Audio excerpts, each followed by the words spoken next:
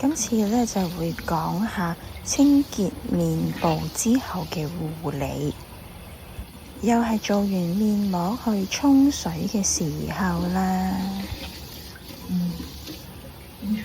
乾淨晒，到咗搽爽膚水嘅時候啦。咁我哋首先預備一塊面，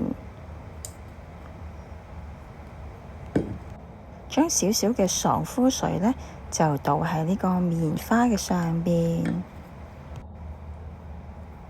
係啦，就係咁樣啦。依家呢就開始呢，將有爽膚水嘅面好溫柔咁樣呢抹喺自己嘅面部上邊。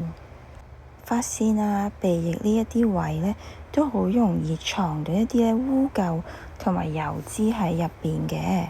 咁所以呢，我哋都要呢去抹一下佢嘅。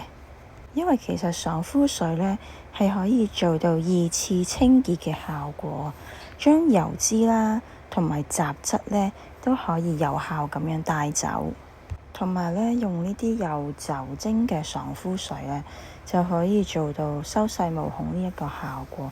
但係敏感性皮膚嘅朋友呢係需要避免用。咁我呢亦都會慣性抹下頸啊，抹下耳仔邊啊呢一啲位，咁呢啲都係呢係會藏污垢嘅地方，咁呢個係我嘅習慣嚟。咁同埋搽爽膚水呢係可以溫柔少少嘅，咁我都嫌我自己呢太過粗魯得滯啦，咁呢個呢就係搽完之後嘅效果啦。好啦，今次講住咁多先，拜拜。